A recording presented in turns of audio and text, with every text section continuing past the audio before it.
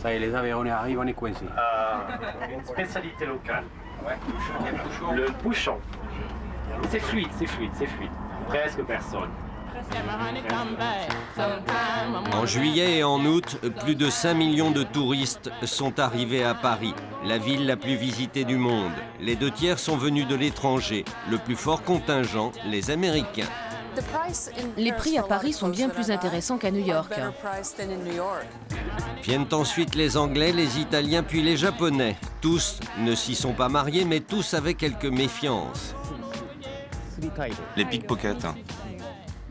Et les crottes de chien. Oui, les crottes de chien.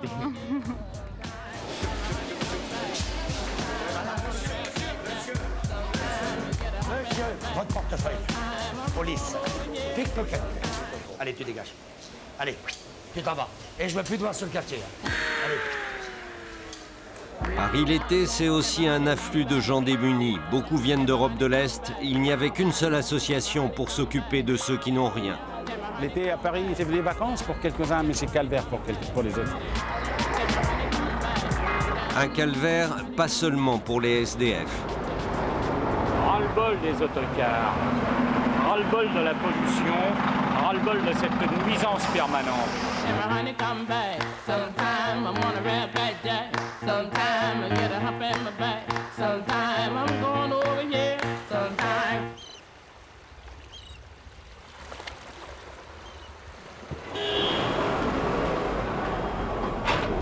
Ça se densifie.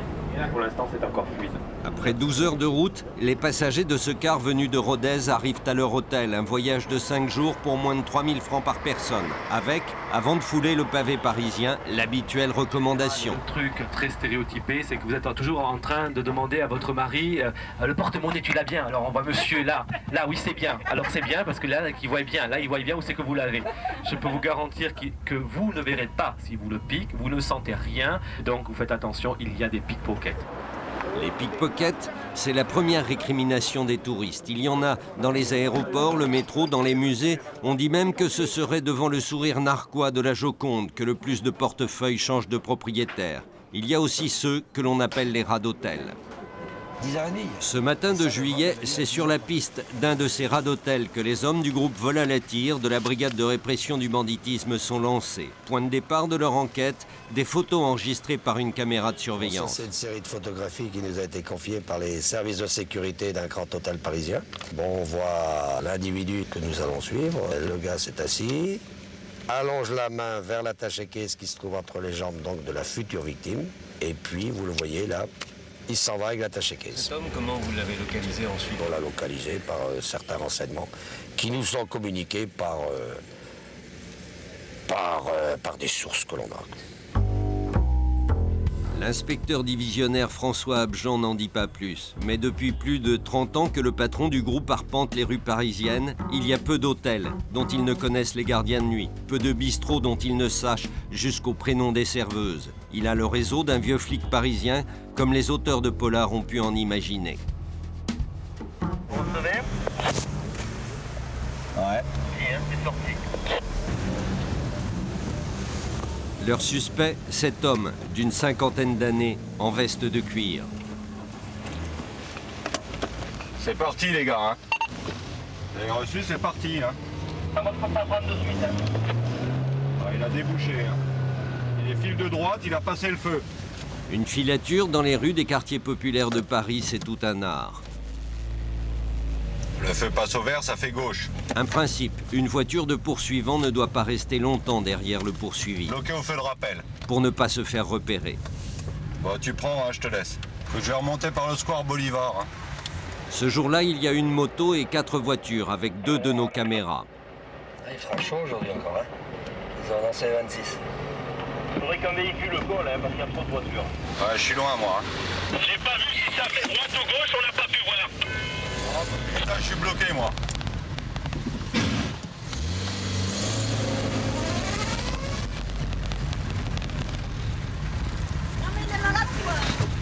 Ta gueule. Vous l'avez? Ouais, je crois que je l'ai, hein. Attends, ok, c'est bon, ça revient sur la rue de Belleville, hein. Ça fait le tour, si tu veux. C'est le motard de l'équipe qui vient de retrouver la Clio bleue, mais lui non plus ne doit pas se montrer. C'est bloqué au feu pour aller à gauche. Il va peut-être le... Ouais, il le tape, cet enfoiré, il le tape, il a tapé le feu. Effectivement, la Clio, en bas de l'écran à droite, passe le feu rouge. Je vais essayer d'y aller. C'est le sous-marin, une camionnette blanche banale qui parvient à garder le contact. Ah, ça tourne à droite, hein. Je vais prendre, Sylvain. Ah, vas-y. Ok, on remonte. Ça va faire droite, hein. Droite vers la rue de la Réunion. Philippe, t'es prêt, hein, laisse un peu d'espace. Hein. Ok, la première à droite, c'est pour toi, Sylvain. Hein. Ok, je l'ai, les gars. Il est... Non, non, non, négatif, négatif. Va tout droit, va... Si, je l'ai, il est derrière nous. Il est dans la rue Alexandre Dumas, il est posé au niveau des cabines. L'homme se trouve même à l'intérieur de la cabine. Ça sort, hein. La conversation dure 30 secondes, puis il en ressort. Ah, maintenant, je crois qu'il est au portable. Cabine et portable, pépère. Quelqu'un qui utilise portable et cabine téléphonique, c'est quelqu'un qui est sur ses gardes. Il remonte, hein. Ah ouais. Ouais, rue Pierre-Bail, il a pris, là. Ouais, il monte tout doucement, hein, les gars, tout doucement. Attends, tu me dis quand je peux y aller. Vas-y, vas-y, vas-y. À nouveau, au basque de la Clio, le sous-marin, les 3 voitures banalisées et la moto. Il va vers l'angle, là, vers le tabac. Encore une bonne demi-heure de filature pour voir la Clio bleue se garer. Tous les policiers en font autant.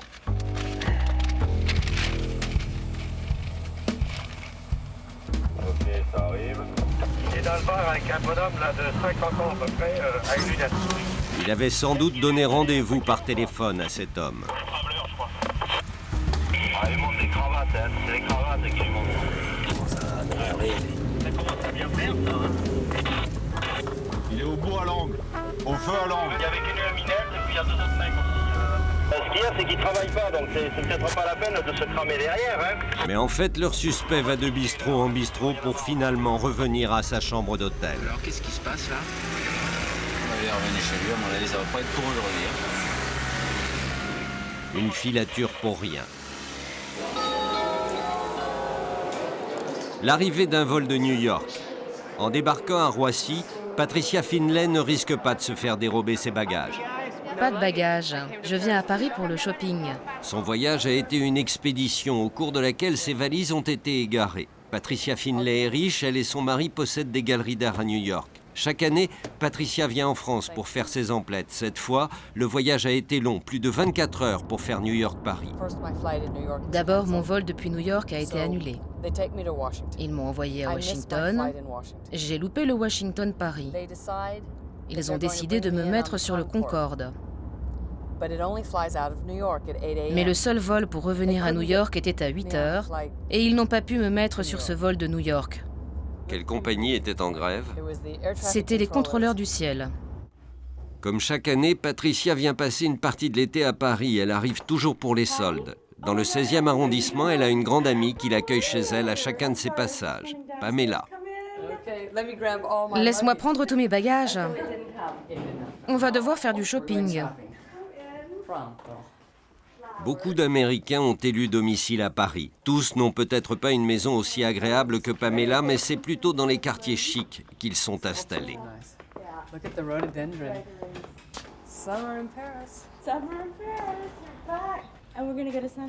Nous allons aller d'abord à Saint-Germain, on passera chez Paco Rabanne et on trouvera bien des petites choses. Je suis prête à y aller. Je n'ai plus rien à me mettre. Début des emplettes à Saint-Germain-des-Prés. Avec les monuments, le shopping est la principale motivation qui pousse les gens à venir à Paris. Cet été, 1 200 000 Américains ont fait le voyage.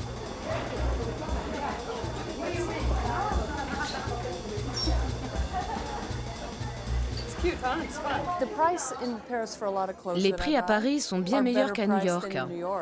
C'est pourquoi je viens acheter ici. Et entre le dollar tellement fort et les détaxes, cela justifie le voyage à Paris. C'est mon prétexte. Patricia passe beaucoup de temps à Paris en plusieurs fois dans l'année, plus que la moyenne des visiteurs, dont la durée du séjour est de 2 journées et demie. Pourtant, elle n'a jamais jugé nécessaire d'apprendre le français. Ce n'est pas le cas de son amie Pamela. J'avais passé 3 mois à Paris et ça fait 10 ans que je suis là. Donc, pour moi, c'est une question d'une vie très agréable que j'adore.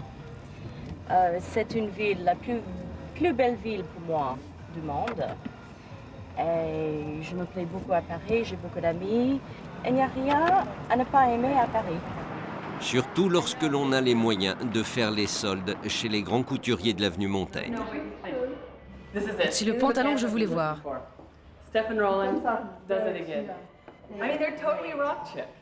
Ce serait parfait pour Saint-Tropez.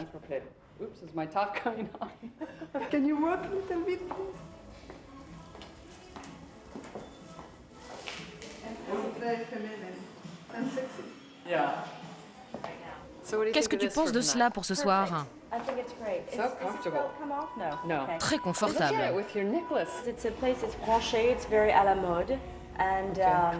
C'est pas trop habillé. C'est vraiment bien. Dans son premier après-midi, Patricia a dépensé aux alentours de 50 000 francs. 21 minutes, Maillot. C'est fluide. Démarrage à 9 h pour le grand tour de la ville. Tant que ça bouge, c'est fluide. C'est très très fluide, il n'y a personne. Devant vous va s'ouvrir une des plus belles avenues de Paris. Le guide improvise suivant la circulation. Leur seule obligation est d'être à 13 h au premier étage de la Tour Eiffel. Le repas y est réservé. Il y a eu à une époque Gabin qui habitait ici. Vous avez des gens richissimes qui habitent. Et cette avenue Foch, le soir, a une autre particularité. Elle s'anime énormément de nouveau. C'est le club des échangistes ici. Voilà, au milieu, là, vous allez voir la flamme. Vous voyez la flamme, on la voit. Là, juste derrière la japonaise. Voilà, hop. On ne peut pas vous arrêter. On n'a pas le temps. La Tour Eiffel. Des invalides. On va faire un arrêt d'une minute pour faire les photos. Le 13 juillet à Paris, on avait l'impression d'être mi-novembre à Rodez.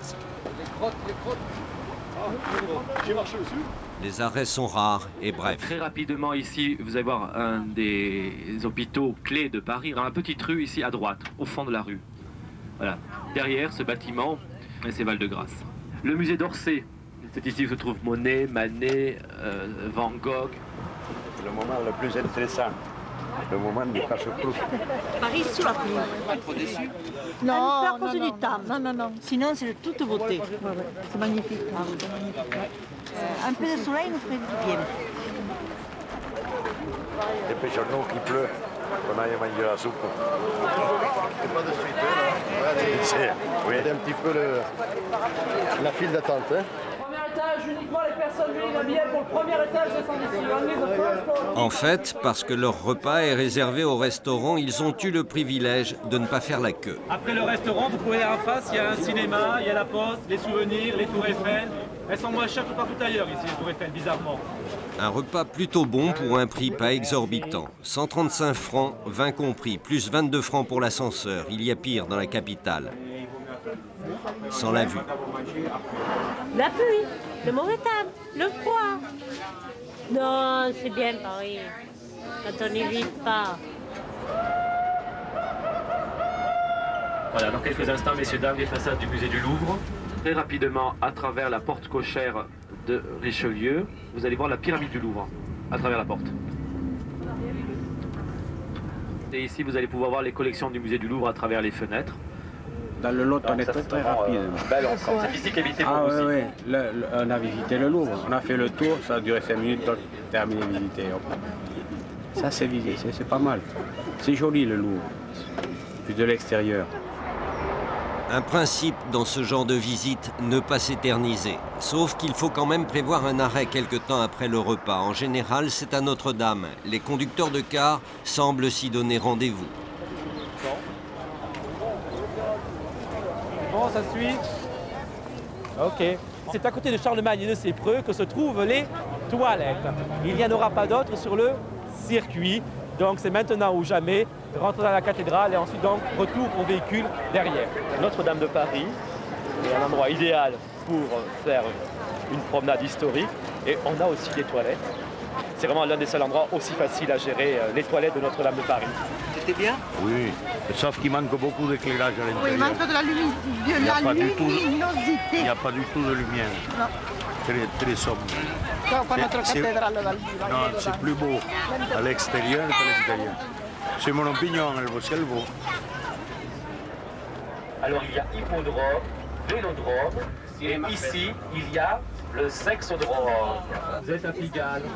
C'est compliqué, Lucien, de conduire un autocar dans Paris? Non, pas du tout. C'est très simple. Le problème est le stationnement, toujours le même. On se fait éjecter de partout. C'est gênant. Vous avez plus le droit de stationner? Malheureusement. Là, comment vous allez faire? Vous savez où vous allez vous mettre? Non, pas du tout. On va voir s'il y a de la place. S'il y a de la place, on va essayer de stationner. S'il n'y en a pas, je vais refaire le tour. Là, Jusqu'à temps que je trouve une place, je n'ai pas le choix. Donc une fois que vous êtes au Sacré-Cœur, vous pouvez rentrer à l'intérieur. Sur la gauche au Sacré-Cœur, c'est la boutique et la rue où je dis où il y a toutes les cartes postales et tout ce que vous voulez. Vous prenez cette petite rue. Alors, vous êtes chez vous, là? Un peu, oui. C'est votre quartier? Ah oui. Ici, tout ça, je connais tout ça. Il y a combien de temps vous êtes pas venu? Oh, depuis 63. 63. Mais vous reconnaissez? Ah oui. Ça n'a pas changé? Oh non. Mais depuis 37 ans, il y a quand même eu quelques changements. Ils ont tout masqué. C'est pas du jeu, ça, il y a des passes, hein. Ça n'a pas changé? Ah non, ça y était pas, il n'y avait rien. C'était vide la place du Il n'y avait pas les terrasses? Non, il n'y avait pas les terrasses, les bistrots, rien. Une demi-heure pour la visite du Sacré-Cœur et de la place du Tertre, désertée ce jour-là par les touristes pour cause de pluie. Une demi-heure pendant laquelle Lucien, le chauffeur, a continué de rouler, faute de place de stationnement. Quelques tours du quartier avant de reprendre ses passagers et de les ramener à leur hôtel. Ah, je ne peux plus marcher. J'ai vu beaucoup de choses que je n'avais pas vues. Et pourtant, on y était resté 2 ans. Mais on n'avait pas vu tout ce qu'on a vu aujourd'hui. Vous avez passé un quart d'heure à peine à Montmartre. Ah, mais Montmartre, je le connaissais assez. Alors je préfère tout le reste, tout le circuit. Merci, bonne soirée. Bon appétit. Hein. Les Parisiens avalent leur dose de gaz d'échappement sans trop rechigner lorsqu'il pleut et qu'il y a du vent. Mais lorsque le temps vire au beau, il leur prend des envies de révolte.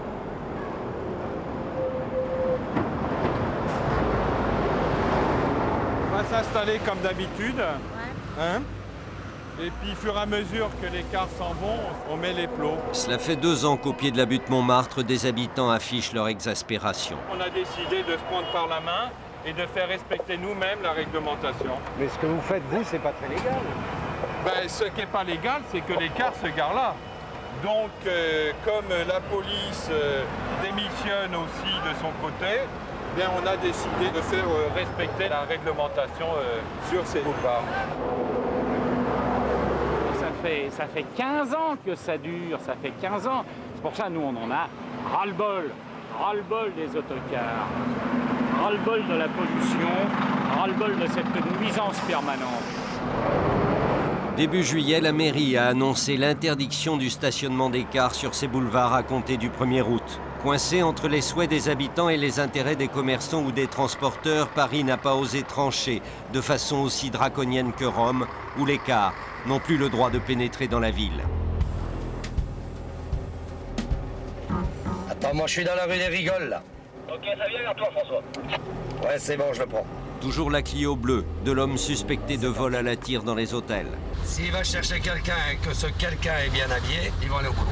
Très vite, la Clio s'arrête et l'homme rejoint celui qu'il avait rencontré la veille. Ce que j'ai reçu, il a pris son sac, hein, c'est ça? Donc il a pris son sac et puis sa veste. Hein. Bon, donc ça c'est en quelque sorte ses accessoires pour aller travailler, quoi. Le grand sac servant à mettre une mallette à l'intérieur ou des sacs à main. Et puis sa veste servant à cacher ses mains. C'est monté en voiture, c'est parti, c'est parti. Voilà, c'est parti, c'est la voiture grise là-bas. En fait, ils ont changé de voiture. C'est celle du complice qu'ils utilisent maintenant, cette 306 grise. On va prendre à gauche là-bas pour aller au Mercure. Là, il a regardé le Sofitel. Non, ça revient. Bon, le mien va vers le Novotel reçu. Oui, il va se garer, le mec, à 306, il va se garer, je crois. Là, ça va être bon. Allez. On se parie l'apéro, quoi. Le passager, là, sa mallette dans la main droite, hein. Le passager va descendre.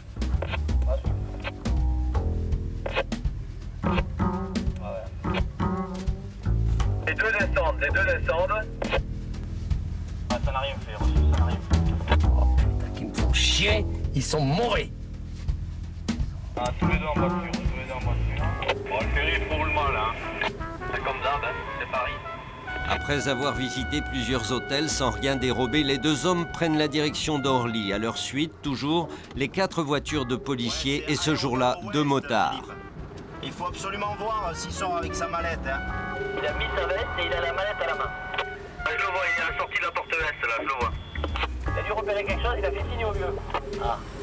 Le vieux monte dans la voiture. Ouais. Il revient à la voiture. Lorsqu'il le voit ressortir, le comportement de l'homme convainc les policiers. Il vient de voler. Et vous l'interpellez où? À la voiture? Il monte devant. C'est parti les gars, c'est parti. Police. Ah, c'est bien. Comment les passes? Je les ai pas sur moi. François, tes pinces. Dans le dos. Dans le dos, hein. Doucement, ça va. Je l'ai. Il a volé? Ah, négatif. Il a volé? Il a volé, la manette? Ah bon, d'accord, c'est bon. On les reconnaît. Allez, attention à la tête. Et en flag, tu reconnais, tu arrives dans une période où ça se passe à peu près bien. Salut, comment tu vas? Ça va. Non, depuis pas mal de temps. En fait, l'un des enquêteurs vient de le reconnaître. Il l'avait déjà interpellé il y a une dizaine d'années, ce qui n'est pas le cas de l'autre. Vous êtes connu de chez nous? Non. Jamais tombé? Jamais eu affaire à la police? Ouais, non, je fais ça parce que je suis dans la merde, c'est tout. D'accord. C'est combien il y avait dans la mallette? Non. 1900 $. 1900, c'était quoi ça? Sous ses yeux, les photos du point de départ de l'enquête, le jour où il avait été filmé par les caméras d'un hôtel. Ça ne dit rien parce que moi je fais pas ces trucs-là parce qu'il y a trop de sécurité. C'est trop de sécurité. Hein? Allez, cadeau. Merci bien. Cadeau. Et je te fais la visite. Non, rien du tout. Merci. Non. Et tu reconnais tout sur le truc. Les photogéniques. Les deux hommes ont tout reconnu pour ce jour-là. Ils ont été jugés le lendemain en comparution immédiate. Les juges leur ont infligé 3 mois de détention avec sursis. Ils sont ressortis libres du tribunal.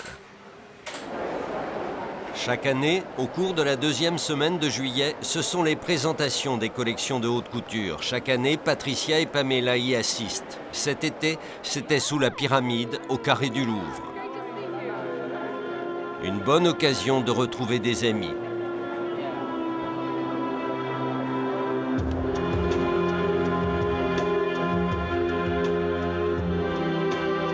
Et chaque année, on leur réserve de bonnes places.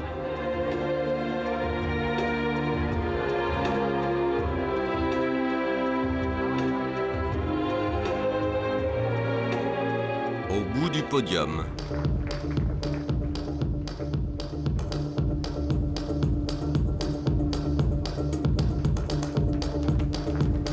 Il faut dire que ce sont d'excellentes clientes.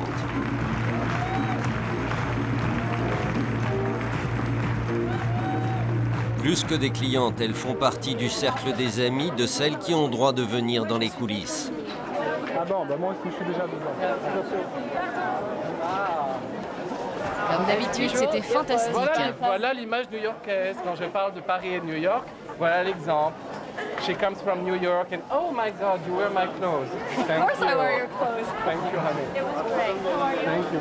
L'occasion de croiser le petit monde des mondains parisiens. J'adore le mois d'août à Paris parce qu'il n'y a pas un chat.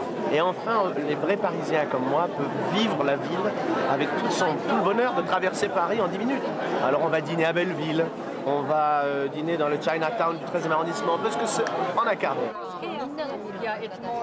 Mais plus que les mondanités, ce qui les intéresse vraiment, c'est ce qu'elles vont pouvoir se mettre à la rentrée. C'est ravissant, un tissage avec des paillettes brillantes. Si léger. Ce jour-là, chacune a acheté sa robe.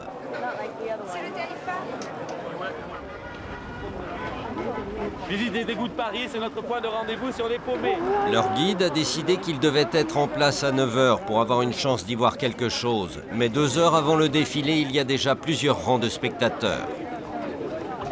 Il y a 2 pizzerias, hein. C'est pas difficile comme point de repère. 2 pizzerias, on se retrouve là, d'accord? 2 heures plus tard, ils sont bien encadrés, coincés même. Vous n'allez rien y voir, vous? Si. Là, j'ai un trou, là, je vois. Ça fait une trentaine d'années que je voulais voir le défilé. Vous croyez que vous allez voir quelque chose? Ça serait bien aujourd'hui de faire 2 mètres. Ce serait pas mal. En fait, celui-là, ça, on n'est pas trop mal placé. Puis il y a le président qui va passer, puis peut-être il va s'arrêter pour nous dire bonjour. Il fallait vraiment savoir qu'il s'agissait du président de la République. Pas évident pour voir les avions, les arbres ont des feuilles. On voit bien. On en arrive à regretter que les révolutionnaires aient choisi le 14 juillet et même qu'ils n'aient pas fait tomber plus de têtes. Enfin, heureusement qu'ils sont assez hauts.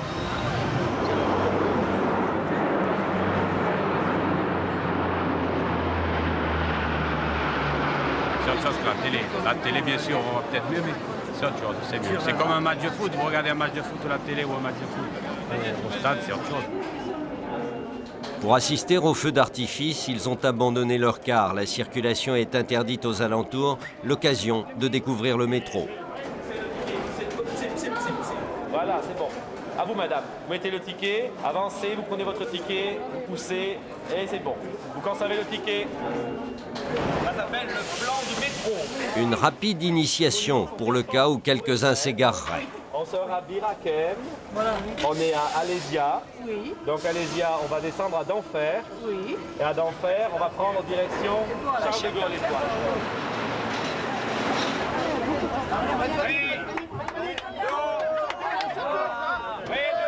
Les meilleures places donc sur les bords de Seine.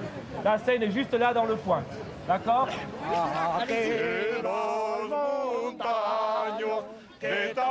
Toujours dans l'espoir d'être bien placés, ils arrivent avec plus de 2 heures d'avance et finissent par trouver un emplacement qui leur semble bon.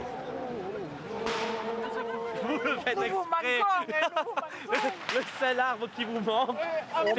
Là, ça c'est pas bon ça. Les 2 drapeaux en face, ils tirent de là-bas. Avancez un petit peu. Mais là vous êtes pas mal. Avancez un petit peu. Au dire de ces visiteurs, Paris serait une ville très verte. Malgré les conseils de leur guide, ils le découvrent un peu tard. Ce putain d'arbre là, il y a qu'à le couper.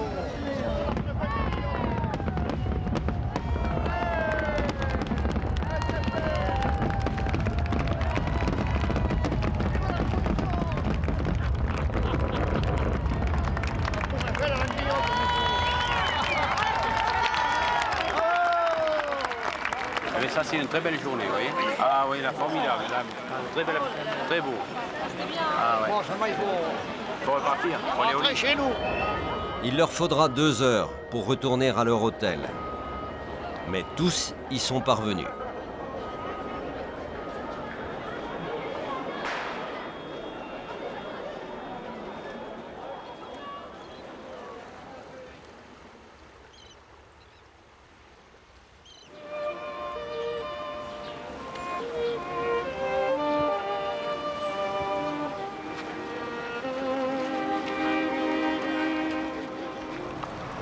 Ces Japonais sont arrivés dans l'après-midi à Roissy. Ils profitent de leurs 8 jours de congé annuel pour s'offrir un tour d'Europe qui a commencé à Athènes 5 jours auparavant, s'est poursuivi à Rome, puis en Suisse.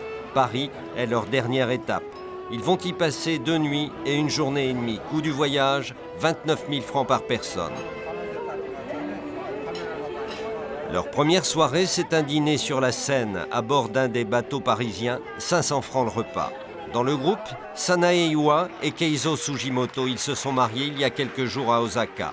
En fête de mariage, le couple n'a fait au Japon que les formalités administratives, ni cérémonie, ni réception.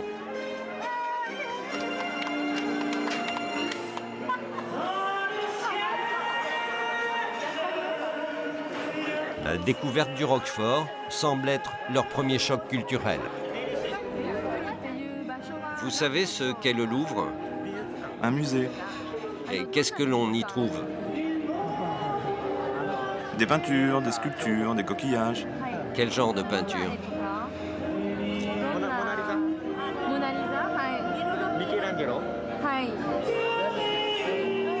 Ils n'auront guère l'occasion d'approfondir leurs connaissances. Ils ont prévu de faire l'impasse sur la visite organisée du lendemain et de quitter leurs compagnons de voyage pendant quelques heures. Un peu auparavant, sur le périphérique. Donc ce soir, c'est la promenade sur les bateaux mouches. C'est vraiment la plus belle promenade que Paris propose, parce que tous les monuments se trouvent au bord de la Seine. Alors vous pourrez les voir ce soir avec donc ces énormes bateaux équipés de beaux projecteurs qui vont donc vous laisser apparaître à travers les arbres, puisque vous avez vu qu'il y a quand même beaucoup d'arbres. En hiver, on voit un peu mieux les façades. Il existe 5 compagnies qui permettent de faire la balade sur la Seine. La plus importante, qui parvient à rameuter la majorité des cars, c'est les bateaux-mouches, un mastodonte. Il n'y a presque personne.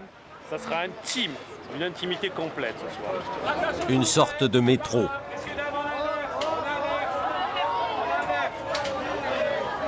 Le départ se fait de ce côté. Collez-vous, restez groupés. C'est fluide. C'est vraiment à la chaîne. Ça enlève souvent un peu le charme de cette belle promenade sur la Seine. Mais alors là, c'est vraiment... On en met un maximum. Hein. C'est l'usine. C'est vraiment... Là, ici, c'est vraiment l'usine. Mais c'est un incontournable, alors c'est le problème. Pour cette seule compagnie, 30 bateaux par jour, chacun pouvant charger 1000 personnes. Ne dis pas les odeurs là-dessous. Depuis le début de la saison, 1 600 000 passagers à 45 francs la place.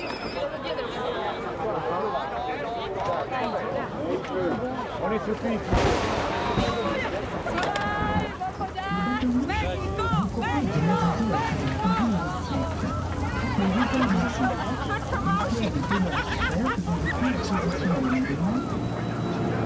On est comme à la maison, on voit rien du tout, mais ça fait rien, on ne se mouille pas. Mais ça y est, venez, on peut aller dehors, je crois qu'il ne pleut plus. Il ne pleut plus. Ce jardin fut créé de toutes pièces pour être un des lieux de rendez-vous de l'élégance parisienne.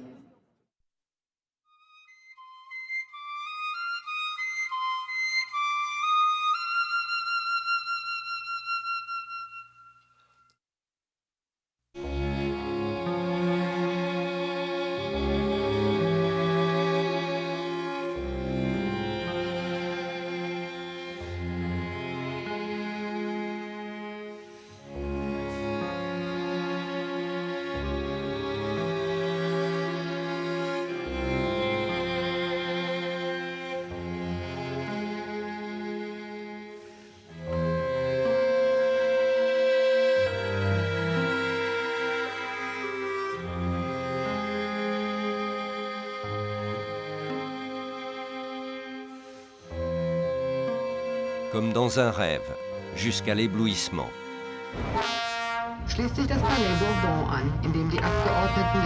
Comme si les projecteurs étaient plutôt faits pour empêcher les passagers des concurrents d'y voir quelque chose. De leur bateau, les Japonais ont beau saluer les Aveyronnais, ils ne sauront jamais si les autres leur ont répondu.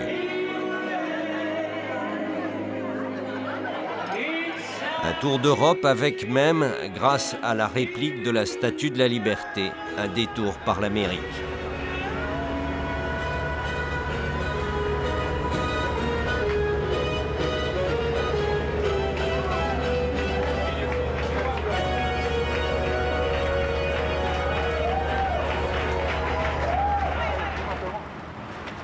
Ça va ? Renaud de Saint-Marc et sa femme habitaient cette péniche au pied de la tour Eiffel depuis 25 ans. Vous quittez le navire? Oui. Oui. Comme un rat. Tristement. Ils déménagent aujourd'hui pour aller vivre sur la terre ferme, dans le 10e arrondissement, à côté du canal Saint-Martin. Renaud de Saint-Marc est un amoureux de Paris et de son fleuve. C'est le dernier endroit libre dans Paris. C'est le dernier endroit qui n'est pas construit, qui est à tout le monde, où le regard, regardez ici, la merveille de cette perspective. C'est une des merveilles du lieu, c'est qu'on voit à 3 km. On voit le ciel sur pratiquement 170 degrés. Il n'y a pas une rue à Paris où on a ça. Mais un amoureux déçu, inquiet même. Et puis bon, ben voilà, la Seine est remplie de bateaux-mouches. Bon, il faut que tout le monde vive. Bon, on pourrait faire des bateaux plus jolis, on pourrait faire des bateaux avec moins de volume son, moins d'éclairage fou furieux. Parce que les gens sont comme des veaux assis sur leur truc et puis ils voient un petit manège défiler. En fait, hein, c'est un peu ça. On leur fait du zinzin international, une espèce de piège de touristes. Vous avez l'impression qu'on en fait un parc d'attractions de la Seine? Ah ben c'est la tentation, oui. Si on décide de faire de la Seine un Luna Park, effectivement, ce ne sera plus comme aujourd'hui. Il y en a déjà autour de Paris, je trouve que ça va. C'est pas la peine de faire 2 formats de la vallée. Ça suffit.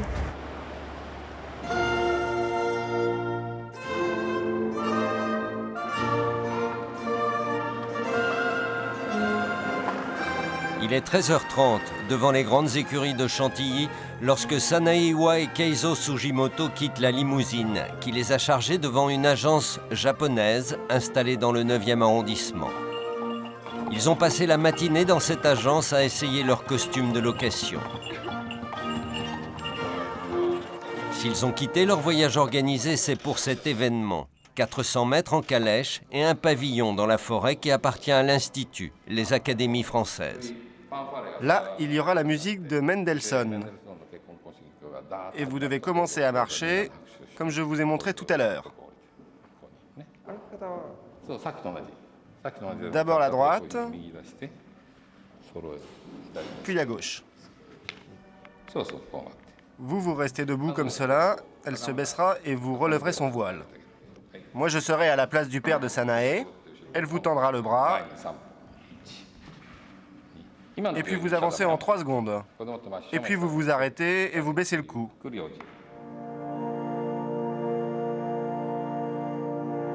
Le maître de cérémonie nous a demandé de préserver son anonymat.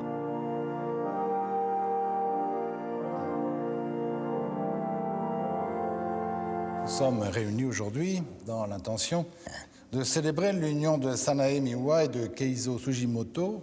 Cette union témoignera désormais d'un amour et d'une appartenance mutuelle librement consentis par les conjoints. L'endroit n'est pas une chapelle mais un salon où ont été installés pour l'occasion un autel en contreplaqué et des vitraux de théâtre en plastique. Keizo, souhaitez-vous prendre pour épouse Sanae ici présente? Oui, Sanae, souhaitez-vous prendre pour époux Keizo ici présent? Oui, je veux. D'après vos consentements mutuels, je vous déclare unis par les liens du mariage. Vous pouvez maintenant vous embrasser.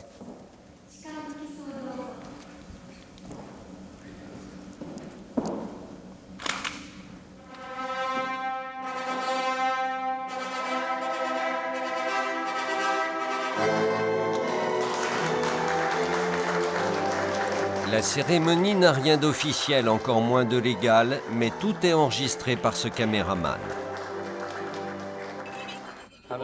On n'a qu'une seule bouteille. Faut pas la casser, on ne peut pas la changer. On y va?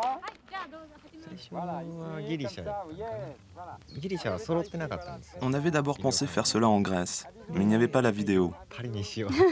Ici c'est cher, mais on avait vu sur la brochure que c'était très beau. C'est pourquoi nous avons choisi Paris. Souvent les couples décident suite à belles photos. C'est tout simplement. Et ils veulent la même photo? Exactement, c'est ça. Et oui, c'est sur catalogue que l'on achète ce genre de cérémonie. Cette photo, vous l'avez prise combien de fois? À peu près 150 à 200 fois. Le coût de mariage, c'est au Japon, ça devient de plus en plus cher. Donc c'est un moyen pour économiser également. En fait, en venant ici, ils font des économies.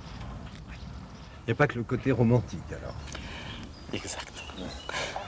Il faut savoir que la tradition japonaise veut que ce soit les mariés qui fassent des cadeaux à leurs invités, pas le contraire. À nouveau 400 mètres dans la calèche, puis retour en limousine à Paris pour rendre les costumes aux loueurs. Ils en ressortent vers 17h30. Le tout leur a pris moins de 5 heures et leur a coûté 60 000 francs, y compris la cassette vidéo et les photos qui leur seront livrées dans la soirée à leur hôtel. Ils ont 1h30 devant eux avant de rejoindre leur voyage organisé pour le dîner. Le temps de rapporter la preuve qu'ils ont bien marché dans Paris. 500 mètres sur les Champs-Élysées et guère plus de 300 sous la Tour Eiffel.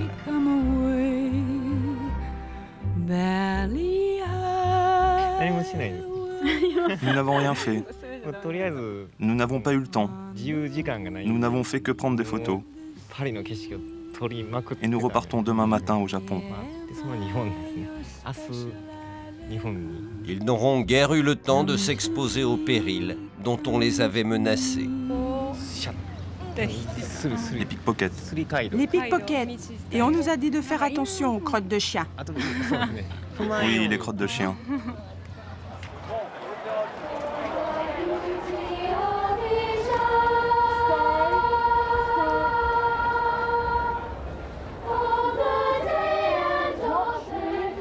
milliers de gens. Et là, j'ai rarement vu Notre-Dame aussi visitée que cette année. Regardez, vous avez la queue là-bas jusqu'au bout pour monter dans les tours. Et plus il y a de touristes, plus il y a de pickpockets. Ils viennent vers les 9 h à l'arrivée des cars. Alors on est là, on les observe. On les empêche évidemment de voler. Hein. On va les virer à 9 h 30 d'ici. Et à 10 h 30, on va les retrouver devant la Tour Eiffel ou devant l'Opéra. Et ça, c'est un manège qui dure depuis 30 ans. Il est rentré, et après il est venu jusqu'ici pour piquer le portefeuille d'un Japonais. À quelle heure? Là, il y a un quart d'heure. On a couru après, mais il court plus vite que nous. Un gitan, toujours? Au moins, on le connaît, il est tout le temps bien en noir, un jeune. Quel âge il a? Une vingtaine. Une vingtaine d'années, bon, ça c'est bon pour nous. C'est un salaud, mais j'ai déjà montré au civil l'autre jour. Parce que là, elle trouve des portefeuilles en bas. Oui, ça bouche les toilettes tellement. Ça bouche les toilettes tellement il y a des portefeuilles. Celui-là aurait 20 ans, mais plusieurs dizaines de mineurs écument les sites les plus visités. Voilà. Le petit à casquette, à droite. Il a fait le portefeuille du mec. Allez, va derrière. Vas-y. Monsieur. Portefeuille, police. Ah, pickpocket. Ok. Tu es quoi? De quelle nationalité? Bucarest, roumain. Tu ne viens plus dans le métro. Tu as 10 ans, premier avertissement. Deuxième avertissement, commissariat. Compris? Allez, tu dégages. Allez, tu t'en vas. Et je veux plus te voir sur le quartier. Allez. Les policiers sont désarmés devant ces jeunes pickpockets. Lorsqu'ils ont moins de 13 ans, aucune structure n'existe pour les prendre en charge. La rue d'Aligre, derrière la Bastille. Ici s'est installée la Chorba, une association qui distribue des repas gratuits dans la rue et qui, une fois par semaine, ici, donne de la nourriture, des colis alimentaires. Mais c'est pas vrai, ce cinéma-là, c'est pas bien. Mais je peux pas donner comme ça, je peux pas. Au Cinélab est l'un des animateurs de la Chorba. Ferme la porte, j'en ai marre de cinéma tous les jours. Tous les vendredis, c'est pareil, sortez. Allez, Moussa. L'association reçoit des dons de la banque alimentaire ou directement d'entreprises qui l'aident ainsi. Une partie de cette nourriture est distribuée à des familles envoyées par les services sociaux de la mairie. On peut. Ça y est, Mardouane. C'est gratuit depuis 2 ans, comme on avait pas mal de marchandises. Et on a réfléchi, on a dit qu'est-ce qu'on va faire de ça? Eh bien, le mieux, c'est de le donner aux gens qui en ont besoin. Et on a commencé, il y avait 5, 10 personnes ici dans la maison. Après, c'est 15, après, c'est 20. Et maintenant, on est à 130, 140 familles tous les vendredis. Karine, Katharina, Mohamed, 3 personnes. 3 personnes? Ouais, un bébé.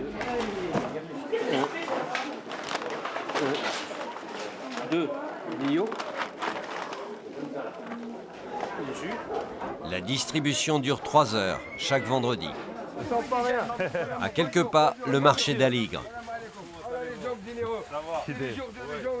L'un des plus animés de la capitale, c'est là qu'Ossine et ses amis recueillent les ingrédients pour préparer les repas du soir. Ce sont les commerçants qui donnent les produits en fin de marché. Merci,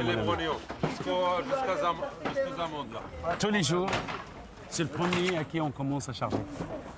On commence par lui parce qu'il laisse. Lui, il a l'habitude de laisser pour la charba toute la journée. La moitié du repas, il passe par là, par le marché d'Ali. Combien de kilos par jour de nourriture aussi, à peu près? De 300 à 500 kilos tous les jours. Tous ceux qui aident à la préparation des repas sont bénévoles. On trie, les mauvais on les jette, les bons on les lave et on commence les piches avec toi et on va faire une salade de fruits pour le dîner ce soir. Combien de personnes vous attendez le soir? Ah ben maintenant on est à 600 personnes. Oui, mais il faut attaquer les carottes tout de suite parce que je vais les mettre dans la gamelle. Ils sont une bonne vingtaine à donner tous les jours un coup de main. Nous sommes la maman des gens de la rue. La charba, c'est la maman des gens de la rue. On leur prépare à manger pour le soir. L'été à Paris, bon, il y a des touristes qui se baladent sur les quais, qui sont à la Concorde, aux Champs-Élysées, qui ne voient rien de tout ça. Et même qu'ils les croisent, ils ne les connaissent pas. Mais crois-moi qu'il y a des SDF aussi qui se baladent tous les quais et tous les jours. Et des sans-papiers et des gens qui n'ont pas un centime en poche, mais qu'on ne le sait pas, qu'on ne le voit pas. Et nous ne sommes plus très loin de la place Pigalle. Ces touristes belges sont partis très tôt de chez eux. Certains se sont levés à 3 h du matin. Un voyage de 3 jours avec 2 nuits dans des hôtels autour de Pigalle pour 900 francs. Vous êtes venu pourquoi? quoi pour s'amuser. 300 francs de plus pour ceux qui ont pris la demi-pension. Dans cette demi-pension, le premier jour à 18 h, il y a un dîner dans ce cabaret. 2 autres cars ont amené les Allemands qui sont déjà attablés, les seuls autres clients. En support de films, ainsi que des artistes et des numéros de classe internationale. Jawohl, meine Damen und Herren.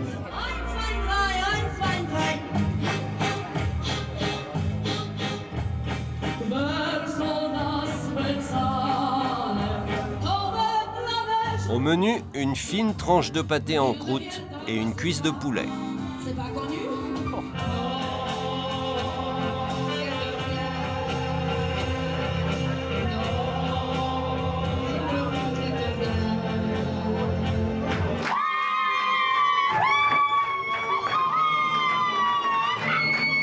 L'attraction internationale, 6 danseuses, et à 20 h, la fête est finie pour nettoyer la salle et accueillir une autre cargaison de spectateurs. Alors, c'était comment? Qu'est-ce que tu en penses? Oh, c'est pas tellement notre genre, quoi. Il est vrai que pour 110 francs tout compris, on ne peut pas faire la fine bouche. La nourriture d'abord, hein? Ah bon? Plutôt... Enfin, heureusement qu'on avait faim. Voilà, ça, on sent bien que c'est fait pour les touristes, hein, ça, bon, mais on s'y attendait un petit peu quand même. Cet été, la Chorba était la seule association qui distribuait des repas gratuits sur Paris. L'hiver, tout le monde est là. Les foyers, les assos au complet. Vraiment, il y a une solidarité incroyable, parce que quand il fait froid, s'ils ne mangent pas, ils vont crever. Mais quand il fait chaud, même s'ils ne mangent pas, ils ne vont pas crever. C'est pour ça qu'on les abandonne l'été. Les gars, on est parti! C'est sous le métro, à la gare d'Austerlitz, que chaque soir, Rossini et ses amis installent leur tréteau. Les affamés de Paris s'y donnent rendez-vous chaque soir. La majorité, c'est les pays de l'Est, il faut le dire. Des familles, des enfants. Ce qui est malheureux, c'est qu'il y a des enfants. Les pays de l'Est, ils sont avec des enfants. Des femmes qui viennent manger avec des enfants. Et ça, c'est à la rue, faire manger des enfants à la rue, c'est honteux. Il y en a qui ne mangent pas de la journée. Le seul repas qu'ils ont, c'est le soir. L'été à Paris, c'est calvaire. C'est calvaire pour quelques-uns. C'est des vacances pour quelques-uns, mais c'est calvaire pour les autres, l'été.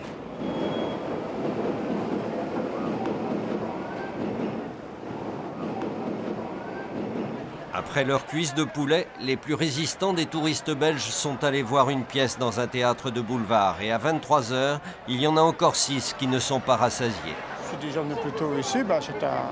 J'aime bien le spectacle de Paris. Il faut venir à Paris, il faut même voir un petit peu qu'est-ce qui se passe. Hein. C'est Paris la nuit. Hein. Et alors, qu'est-ce que vous attendez des nuits parisiennes? Ah, beaucoup de choses. Hein. Les petites femmes de Paris, hein. Tenues légères, là, un peu de tout.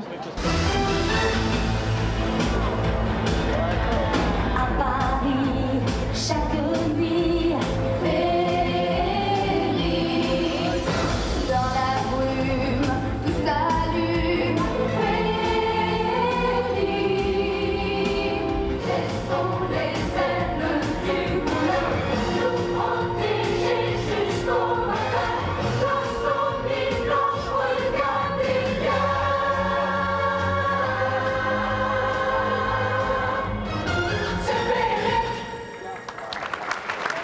Elles ont toutes la même mensuration. Hein. J'ai regardé un petit peu, elles sont toutes dans la même... c'est choisi, c'est trié.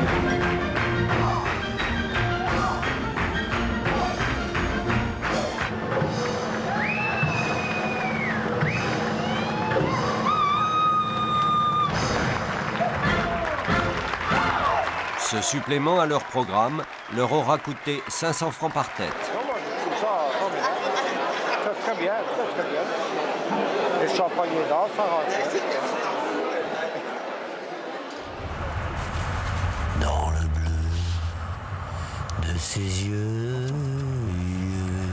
5 h du matin, début août, du côté de la porte de Montreuil.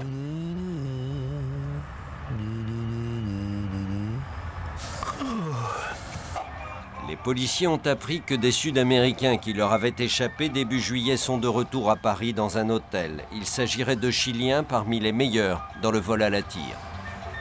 Ils ont dû aller un petit peu en Allemagne, un petit peu en Angleterre, un petit peu en Suisse, un petit peu peut-être... je sais pas. Bon, bref, ils voyagent beaucoup. Hein. Bon, si on a la chance de les arrêter, on verra à partir des passeports les pays qu'ils ont fréquentés. Mais ce jour-là, les Sud-Américains ne sont pas très matinaux. Ok, la voiture bouge. Hein. Tout droit vers la porte de Montreuil. Hein. Côté policier, il y a 4 voitures et une moto. Ils n'ont jamais été si tard. Il y a 2 mecs. Bah ouais, ça... mois d'août. Côté poursuivi, 2 hommes dans une R21.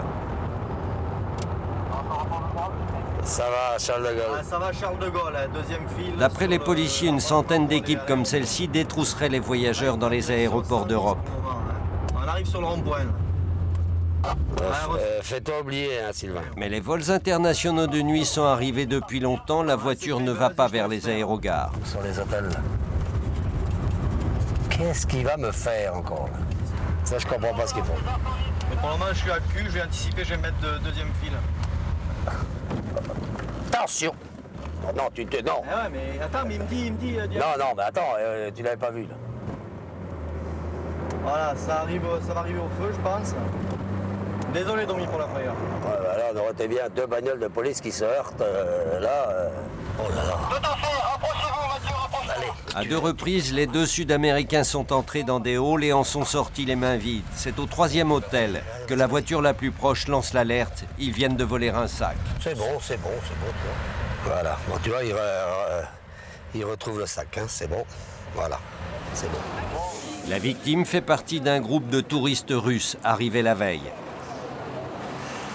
Elles viennent avec nous. Très souvent, ces victimes, contentes de récupérer leurs biens, rechignent à perdre un peu de temps en déposant plainte. Les Russes, un peu abasourdis, ont accepté de venir jusqu'à la préfecture de police. Un long cortège qui traverse Paris. Une vision peut-être un peu rapide et agitée des quais de la Seine et de leurs monuments. Les 2 Russes y ont perdu leur matinée de visite, mais elles auront découvert un Paris un peu différent de celui des autres touristes. Elles auront même connu les couloirs de la préfecture.